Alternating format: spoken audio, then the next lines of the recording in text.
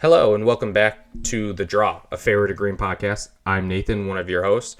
My co-host Brian can't be here this week. He'll be back next week, so stay tuned. We are going to discuss first the FM Championship over on the LPGA Tour. Miranda Wang defeated Gino Titakun by one stroke to capture the win. For Miranda, this is her first win on the LPGA Tour. She joins 6 other rookies this year as first-time winners on the LPGA Tour. That is the most rookie winners on during a season since 1980 on the LPGA Tour. The youth movement for the LPGA is coming fast and coming quick. I mean, again, we've talked about it here on this podcast the last 2 episodes. The young talent on the women's tour is standing out and standing out quickly and not just competing, they're winning. All right? So like some of these youngsters, they're ready right from college. You can see it on the PGA Tour, right? This is not the same game 20, 30 years ago where kind of the veterans kind of ruled the tour. The young guns are coming out and they're making their presence known quickly, and I think that's great. I think that's great for viewership. I think younger generation seeing someone who's 20, 22, 23, 24 in Miranda's case, she's 26 and getting her first win. I think that's great for anyone watching the LPGA saying, oh, look, if they can do it this young, I can do it this young. For her, it moves her up into the top 30 to the Race to CME Globe rankings. Again, very important, especially as a young player, getting as high up on that list to get exempt for multiple high tournaments. She became a Rolex first-time winner, the 11th of the LPGA Tour season. She became the 24th different winner in 23 events this year on the LPGA Tour. So again, kind of last year, Nelly Korda won 5-6 times. She kind of dominated. This year, it's been different people every week. Really, no one dominating. Then I think that's great for the game. More people get more exposure, and that's only going to help, especially, and again, another international. Miranda is from the Republic of China. So again, if you can get that international viewership in, it's only going to help the LPGA to get a better national broadcast, because I know we talked about last week, them not having a major broadcast deal with one of the major sports networks is kind of a disservice to these ladies. They're great golfers. They should be televised. I know this week they were on ESPN Plus for feature group some of the rounds. Again, that's better. It's a step in the right direction, but if you don't have ESPN Plus, it's just behind another paywall instead of on CBS or NBC or TNT or TBS or whatever network wants to host the LPGA. I think they need to look into that because the young talent is good and it's only going to get better. Up next for the ladies on the LPGA Tour, they have this weekend off, and then they're going to Ohio for the Kroger Queen City Championship presented by P&G. Lydia Ko is the defending champion. She'll be defending her title against the likes of Nelly Korda, Lilia Vu, Charlie Hall, Gino Titakun is also in the field. So she'll be coming back from a second place finish where it looked like she was going to win, but kind of a bogey on the 17th for her, and then a birdie for Wang on the 17th hole. Flipped the script and she lost, but she'll be in there again. And Brooke Henderson is in the field, and Lexi Thompson. So a good field out in Ohio. Again, not this weekend. That's the following weekend, September 11th to the 14th. The PGA Tour also, again, no event this week. They've had a couple of weeks off since the Tour Championship.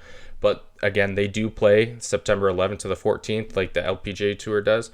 They're playing out in Napa Valley for the Procore Championship. Last year's winner, Patton Kizzire, will look to defend that title. I know Max Homa's won here a couple times in the past. He'll be in the field again. And 10 of the 12 Ryder Cup participants on the USA team are participating in that event. Obviously, Bryson DeChambeau cannot because he's on the LIV Tour. He was kind of lobbying his way in, kind of trying to pressure the PGA of America to let him play, but that's not going to happen. And I think right now Xander Schauffele is the only one who hasn't committed.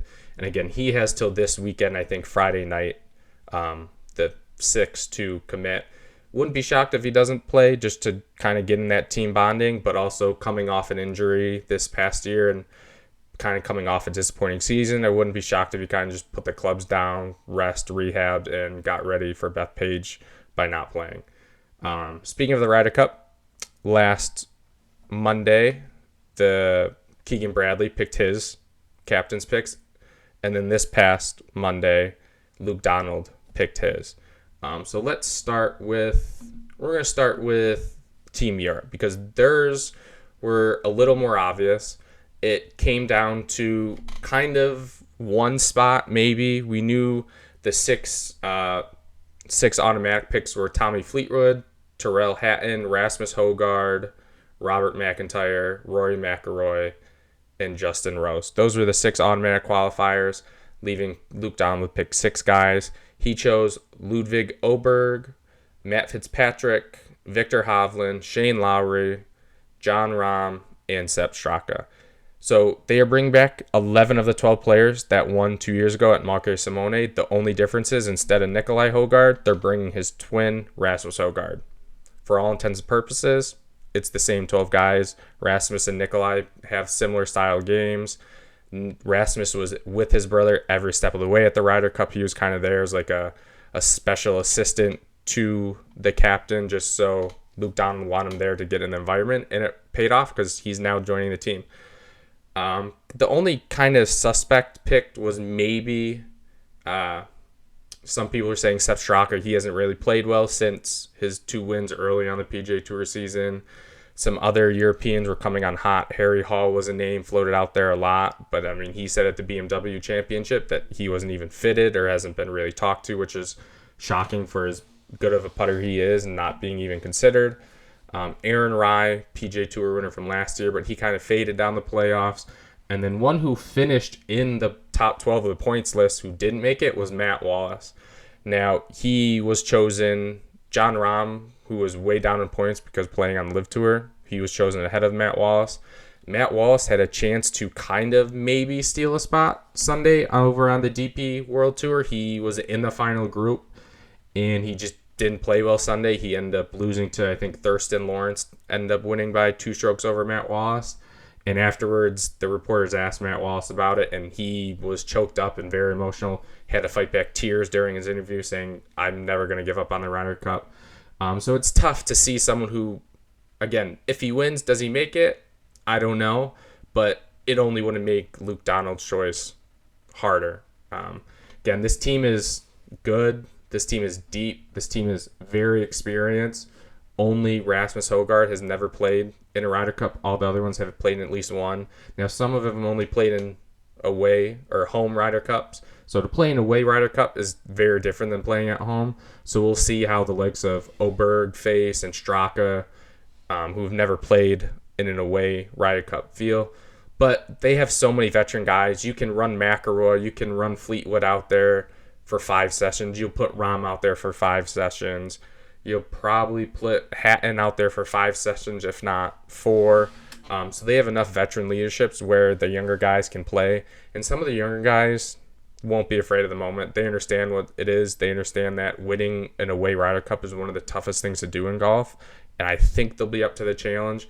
Again, they all played really well 2 years ago. You're going to expect to see some of the same pairings. Like I think Ludwig Åberg and Victor Hovland will probably run it back as a pair. They were just deadly. They beat, I think Koepka and Scheffler 9 and 7 2 years ago.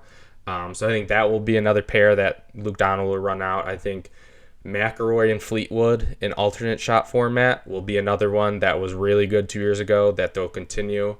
Again, another pair for McIlroy will be Matt Fitzpatrick in the 4-ball. They earned, I think, 1.5 points last 2 years ago in the Ryder Cup. So again, they have so many different combinations. If they are worried about a Rasmus Højgaard, okay, I wouldn't be shocked if he goes and he plays the 4-ball sessions with someone like Justin Rose or Shane Lowry, a veteran guy that can help him walk through the difficulties of playing an away Ryder Cup, especially in New York in a hostile environment. Again, he may only play those 2 sessions, or he may play 1 and then he'll play singles. All right, some of these guys will not play all 5. I just find it hard to believe. Again, Fitzpatrick's kind of been better. He's playing, this is his 4th Ryder Cup. Fitzpatrick isn't really good in alternate shot, so he'll probably play only in the 4-ball session. So they have a lot of pairings. I think they're a little deeper than Team USA. They're going to all play at the BMW in Wentworth in I think it's 2 weeks. And then I was listening during the Tommy Fleetwood was on another podcast, and he said it sounds like the whole team is going to go after the BMW Wentworth over on the GP World Tour. They're going to all fly in a jet, go over to Bethpage for a day and a half, practice and play together as a team, and then kind of fan out from there, and then they'll reconvene at the end of September for the Ryder Cup. All right, so that team, kind of we knew once Rasmus Højgaard took that last qualifying spot, we kind of figured the 6 captains picks were going to be the 6 captains picks for Luke Donald. Over on the American side, there was a lot of unknown. Again, Keegan Bradley was a decision. He had to make a decision. Was he going to be a playing captain? Was he not going to be a playing captain? If he wasn't going to be a playing captain, who was on the team? If he wasn't going to be playing as a playing captain, who's he kicking off? He had a quote, I think, Sunday night or Monday after East Lake, and he said something like, some people who expect to be on the team are not going to be on the team, and right away that went crazy on Twitter and social media, and people are like, well, who's he talking about? Is it Colin Morikawa, who really hasn't played well since the Arnold Palmer? All right, he hasn't had a top 10, I think, since the Arnold Palmer way back in March. All right, is it rookie or young guy Ben Griffin, who's never played? He's a rookie, Ryder Cup rookie. Yes, he has 2 wins. One of the wins is a Zurich, so how much validity is in that? But he stared down Scheffler at the Memorial. He played well in other events. Like, was they going to leave him off?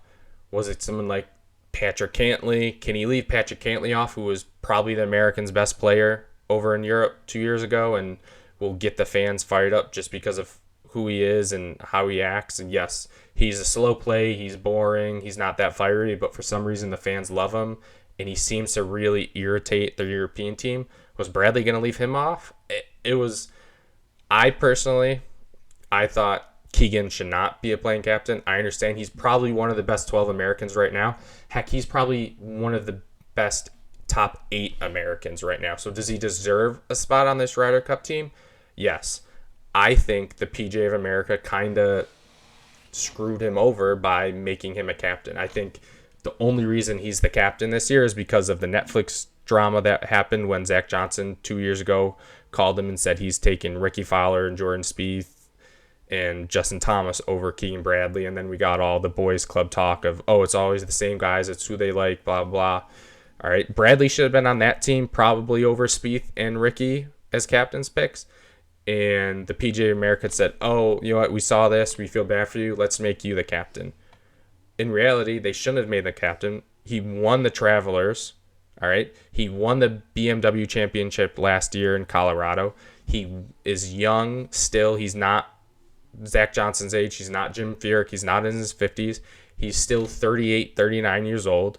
He won again at the Travelers Championship this year. All right, now, granted, that was after he was announced as captain, but I don't think he should have been chosen for a captain this year.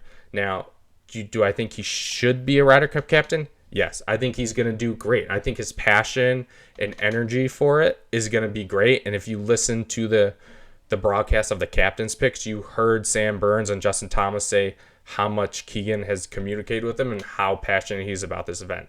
There's no doubt he's going to be a good captain. I just feel like he shouldn't have been captain this year. I think he should have been playing. You probably make someone else a captain. There are other players out there that aren't as playing as well as him. There's the Stuart Sink, who I know is one of the last options.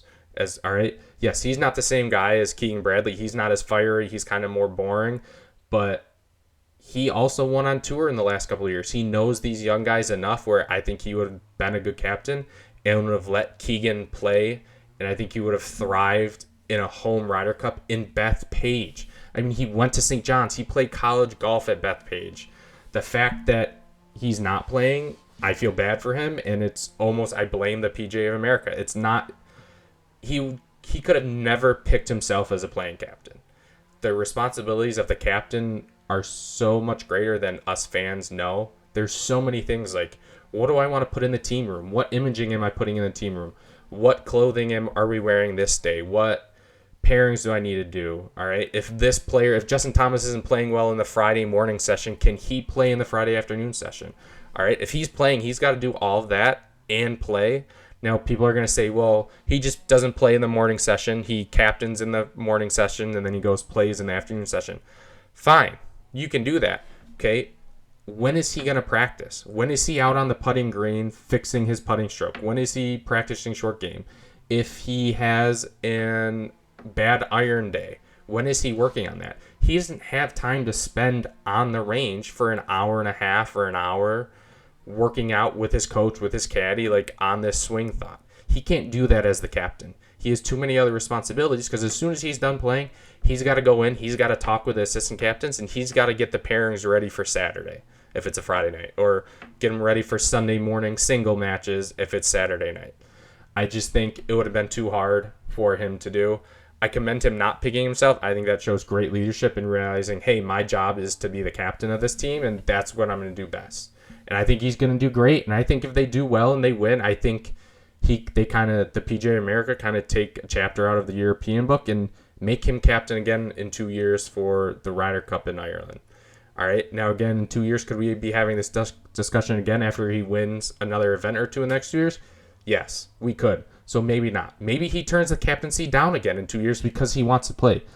I know he wants to play. It's been well documented. He hasn't unpacked his one Ryder Cup bag from Medina because he wants to wait till he plays again. All right, so I think the PGA of America did him a real disservice by making him captain this early in his career. I think, again, wait a couple years, wait till maybe he's not playing as well, maybe when he's not winning a tournament a year. I mean, he's won a tournament the last 2 or 3 years. Why is he captain right now? I understand probably other people turn it down, and people are like, well, why not Tiger Woods? Tiger Woods turned it down. Right now, he doesn't want to do it. He's busy with his health and with his kids. He doesn't want to be the captain right now. All right, so then you go on to someone else. Yes, the whole Phil Mickelson. People are like, oh, well, Phil Mickelson. Well, there's still a sour taste of what Phil did by leaving the tour and suing the tour. Are you really going to make him the captain right now?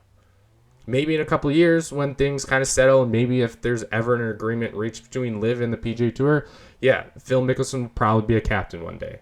Was it this time? No. Again, I don't know who else they considered. They definitely weren't going to consider Zach Johnson again after his horrific showing over in Italy 2 years ago. All right, so maybe they wanted someone with energy, right? Zach Johnson's laid back, kind of boring, not that interesting. Keegan Bradley is the exact opposite. He's fiery. He's going to get the crowd going. He's going to get his players going. He's already talking to his players all the time. All right, so I think Keegan will be a good captain. I think he's going to give it all, and that's all we can ask for as an American fan who's rooting for this team to win. I think he'll be great. I just kind of wish he was playing and not being the captain. All right. With all that said, the captain's picks were Patrick Cantlay, Ben Griffin, Colin Morikawa, Justin Thomas, Cameron Young, and Sam Burns. All right, there's a lot of question of, well, who's he going to pick? Is Chris Goddard going to come after 2 good weeks in Scotland? After those 2 good weeks over across the pond, he finished again high 3M after that event, but then down the playoffs. Kind of didn't really impress. Didn't really finish that high. Again, he was in the top 30. He made it to Eastlake, but didn't finish high at Eastlake. So I kind of think he had to probably win one more event to kind of catapult himself way up. I think he finished 20th in the points list, so I never thought that was a real consideration. For myself, I thought Sam Burns was always a lock. I think he's too good of a putter to not bring. I thought he was good 2 years ago in Rome. He was really good last year on the President's Cup in Montreal. I thought he was almost a lock. I know there's questions about, well, is it going to be him? Is it going to be Keegan? Is he going to go down the board? Is he going to pick someone like a Spieth, or is he going to pick a Goddard up? Or Brian Harman finished 12th in points. Is it going to be Brian Harman? But I think Sam Burns is the right choice. I think he'll pair well. I know everyone's like, oh, pair him with Scotty, they're friends. Yeah, I could see that. But also I think Russell Henley and Scotty Scheffler are going to be a pretty formidable duel. So I think Sam Burns probably doesn't play with Scotty. Maybe one session you'll see it. But I think I like the pairing of Sam Burns and another captain's pick and Justin Thomas. Right now, Justin Thomas is struggling with the driver. Sam Burns is pretty accurate with the driver. He's a great putter. Justin Thomas's strengths are his iron game and wedge play. So if you give Sam Burns, who is statistically the best putter on tour this year, if you're giving him looks from JT's iron shots and alternate shot, I think that's a pretty good pairing. Sam Burns is one of those guys, because of his putting, he can play with anyone right now. So I think that was a good pick. Patrick Cantlay, again, he showed well at Eastlake, kind of made a run there towards on Sunday. Finished high, finished second behind Fleetwood. Again, he was great 2 years ago in Rome. Again, all the Hackgate, all the stuff got the European cried against him. All right, all the stuff with his caddy, Joe LaCava and Rory on the 18th green on Saturday night. I understand the pick. He's been good. He has a natural partner in Xander, who is usually they're both really good together. But honestly, both of them have been mediocre this year. Xander said it was his worst year as a pro. Now, granted, he was dealing with a strained oblique, so he was injured, so he didn't have the normal offseason. Coming off to a 2-win major season is tough for Xander. Didn't make it to Eastlake for the first time in his career, and he dominates at Eastlake. So that's got to sting for him. So kind of the uncertainty of both Cantley and Xander, like together, like, yes, I understand in previous Ryder Cups it's been great, and President's Cup it's been great, but both aren't in their best form. Again, this can change by the end of this month when the Ryder Cup happens. Maybe Cantley goes out and he wins the Pro Tour Championship in 2 weeks, and we're like, oh, okay, it's Patrick Cantley of old. He hasn't won in 3 or 4 years, Cantley. Again, I wouldn't have been shocked if Keegan picked himself over Cantley. All right. Ben Griffin, I think he's good. I think he's just steady. I think he has a little more moxie to him than people think. I think, again, just like this, he's another Ryder Cup rookie, kind of talking about Rasmus Højgaard over on the European team. I think this is a guy he probably only plays 4-ball. You're not going to play him an alternate shot. I know he plays a weird ball that people have talked about that probably can't play with other people. But if you pair him with a DeChambeau and 4-ball, all right, for 2 sessions, and he goes out there and plays in the singles, I think that's all you need out of Griffin, whether it's 1 4-ball session and 1 singles or both 4-ball sessions and 2 singles. I think he'll make a good partner. Again, hits the ball long enough, straight enough, is a good putter, good iron player, really no weaknesses in his game, except he's never played in a Ryder Cup or a President Cup. So he's a first-time team event player. So that'll be interesting. But again, I think outside of DeChambeau and Justin Thomas, I think Griffin could be kind of like the energy, moxie, get the crowd going guy.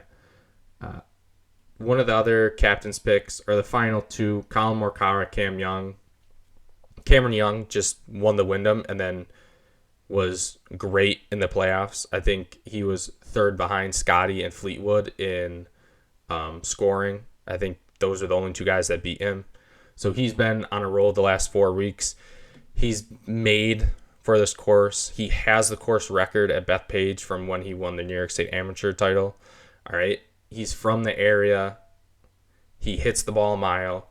He's a good putter this year. That's been the revelation in his game, is his putting. So I think he's a great fit. I think the one pairing with him is DeChambeau and alternate shot. I know they play the same golf ball. That was a big talk again. Both of them use a new prototype golf ball. So I think you send those out as a pairing and alternate shot. You're going to get a group that hits it a long way and putts it great. Bryson's iron play hasn't been great this year in the majors. Young's hasn't been bad, hasn't been as good as it normally is. But I think that team, that pairing could get the Bethpage crowds going. I think you just get Bryson and his antics, whether it's like a couple of years ago at Whistling Straits where he drives a green and holds his driver up like he's the king of the world. And then you just have Cameron Young kind of there, mellow, pumping the crowds up, the New York kid from here, won the New York State Am here. I think that could be a really good pairing. Colin Morikawa, again, a lot of people are like, he hasn't really played well. Are you going to leave a 2-time major winner who finished 7th in points or 8th in points off the team? Again, yes, he's gone through his fair share of caddies. I know it's like, 4 caddies. So who's going to caddy for him in the end of the month? Who knows? Do I really care who caddies for him? No, I more care, does he figure it out? Right? Like, when he's right, he's one of the best ball strikers in the world. Right? He's right up there. He's not on Scotty level because Scotty's at a whole nother level. But Colin Morikawa, when he's right, those irons are pristine. So if he can figure that out in the next month, maybe he has a good showing at the Pro Tour in a couple weeks. He comes to Bethpage with his A iron game. I'm not even saying A+ iron game. If he can give us a B+ A ranking in iron play for the week, that would be phenomenal. Again, doesn't hit it the farthest, so that could be a struggle, but he's accurate, so he's not going to be in that rough at Bethpage. Again, not a good putter, So is he playing an alternate shot? Is he playing in 4-ball? If he's playing in an alternate shot, he could probably pair with someone. Again, a JJ Spawn, Cameron Young maybe, Harris English, like even JT maybe. There are enough options where, again, if he's not playing well, maybe he only plays 1 or 2 sessions before the singles. It's not the same Morikawa who a couple years ago at Whistling Straits was, what you think he was paired with DJ all the time and he went 4-0-1. All right, so it's not that Morikawa, but he's still good. All right, overall, I think if I were to pick, I'm gonna pick the USA team. Just I think being at home is the difference maker. I think winning in a way Ryder Cup is one of the hardest things to do in golf. I know Rory said that a couple years ago after Whistling Straits, very emotional, crying in tears and saying they'll be back and they will win one, and calling that one of his greatest accomplishments is winning an away Ryder Cup. I think if you stack it up 1-12, again, they're 12 versus our 12. I think we'll have some matchups where we think we're better, and they'll have some matchups where they're better. Again, we have Scotty Scheffler. I think it's going to come down to our Scotty Scheffler and number 2 and 3 golfers. Let's say our number 2 golfer right now is probably Bryson after his record in the majors the last 2 years. He's probably the second best American right now. And the third best American at this point, I don't know. Is it JJ Spawn? He won the U.S. Open. He finished second at the Players to Rory. He finished second to Justin Rose at the FedEx. Like, based off finishes, he's probably the third best player on the American team right now. If you go over to the European side, right, third best player right now, if you had to say it, it's probably Tommy Fleetwood. All right, I think he's up to number 3 in the world on Data Golf rankings. All right, so they're number 1, our number 1, you probably give the edge to Scotty. All right, their number 2, Rory, probably better than our number 2 right now than Bryson. All right, he won 3 times, including the Masters and his signature event. I think that goes to Rory. The third, it's Jon Rahm. Jon Rahm is better than JJ Spawn. All right, Jon Rahm is the 3rd ranked player on the Data Golf rankings, and Fleetwood's 2. All right, so I think it's going to be, this cup is going to be determined by how our stars play against the European stars. If the European stars show up and ours don't, then I don't think it's going to be a blowout like it was 2 years ago in Marque Simone, but we could have a possible outcome of where on Sunday morning or Sunday afternoon, we need our last 4 guys to win their match to win the cup. All right, do we want that on a Sunday at Bethpage at home for the Ryder Cup? No.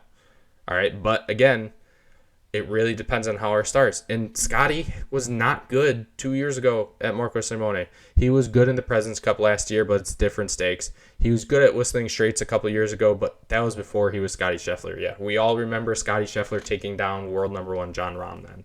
All right, this is a different Scotty Scheffler. He hasn't been good always. He wasn't good in Marco Simone. Now again, even from 2 years ago to now, Scotty Scheffler is at a different level. All right, we're putting him in talks with Tiger Woods' greatest season.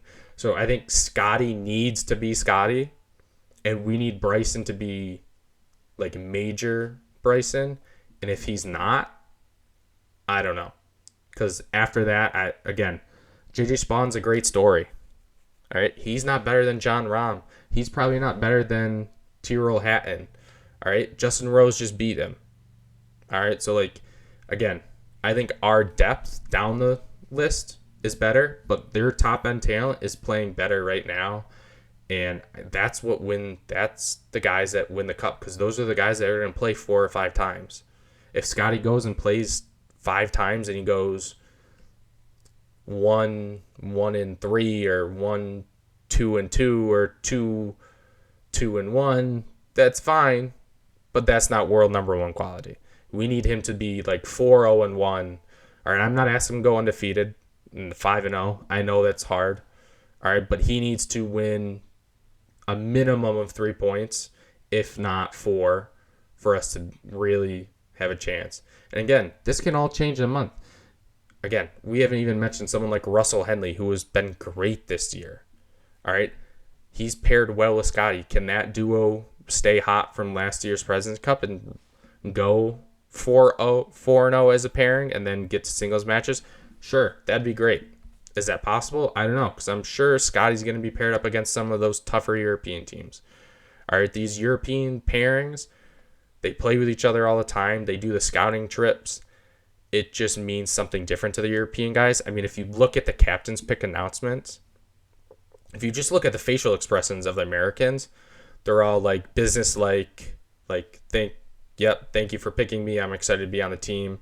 Then the other day, 2 days ago, yesterday even, when Luke Donald announced the picks, Victor Hovland's out there. He's smiling ear to ear. Shane Lowry's smiling ear to ear.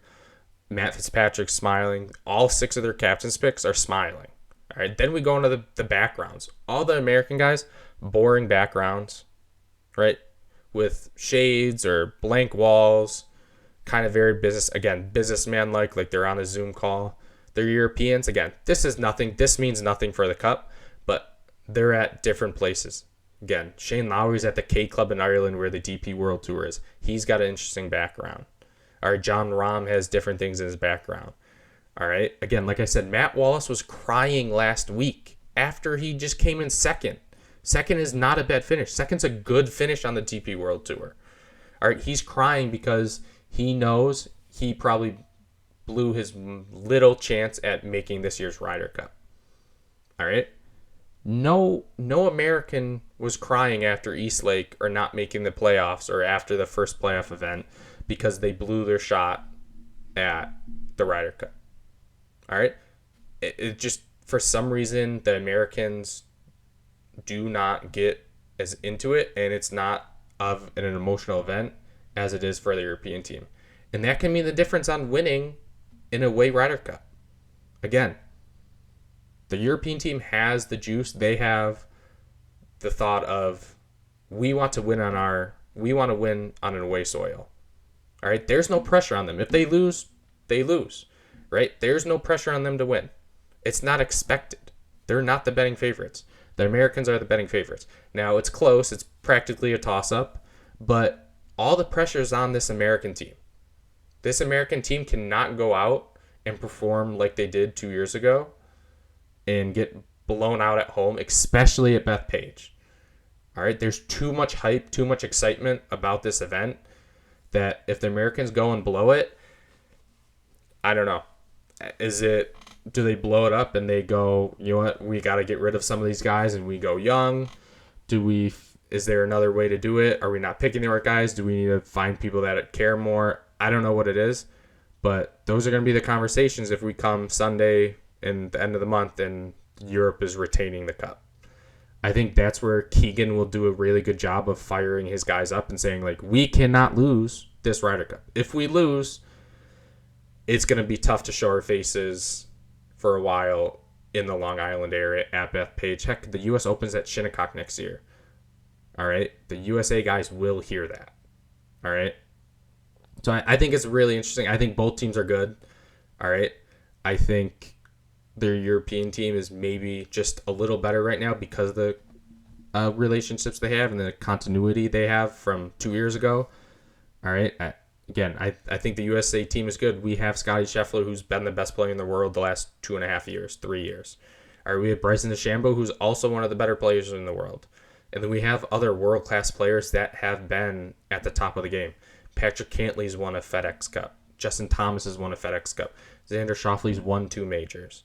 All right, then you have the Bulldogs and Georgia Bulldogs and Russell Henley and Harris English, who can pair with anyone. They're not afraid of anything, and they're just solid golfers. They're not going to make mistakes off the tee. They're not going to make mistakes with irons, and they're going to make putts.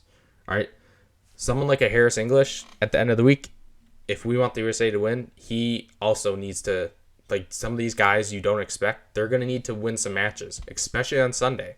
If Harris English is up against Justin Rose, we need Harris English to win that match. All right, we can't be giving him away points. All right, JJ Spawn, another one who, again, almost quit golf, then doesn't, comes out and wins the U.S. Open. All right, they need that grit, and I think Keegan's going to do a really good job at it and getting the best out of these players and firing up the night before, in between sessions, all right, and throughout the month coming up to the Ryder Cup. Again, That is not till September 23rd to the 28th. Again, it's Friday, Saturday, Sunday. If I remember right, which I am, the morning session for Friday is alternate shot. The afternoon session is 4-ball, and that goes the same for Saturday. And then again, the 12 single matches on Sunday. Again, that's the end of the month. We'll talk about it more. I think next week when Brian comes back, we're going to do some pairings that we think we could see. We'll discuss the LPGA and PGA Tour events that are coming next week as well. But yeah, again, look at our website, Fairway to Green. We'll have more stuff as the Ryder Cup comes closer. We'll have coverage. We'll have daily recaps, articles about that. We'll have LPGA and PGA Tour stuff. We also have DP World Tour, Epson Tour stuff all on that website. Please go check it out. Follow us on Instagram. Comment, like our stuff. Subscribe to this podcast. It's out on YouTube, the Fairway to Green YouTube channel. Subscribe to that. Give us a like. Give us a comment. Who do you think will be pairs? Who would you have picked? Should Keegan been captain? Did Luke Donald make the right choice with leaving Harry Hall or Matt Wallace off? Feel free, please. We'll read the comments. I'll look at them. I read them. Again, no PGA, no LPGA Tour events this week. Those are in 2 weeks, the weekend of September 11th to the 14th. So we'll discuss those, preview those a little more next week. All right. Thanks for listening. We will see you next week.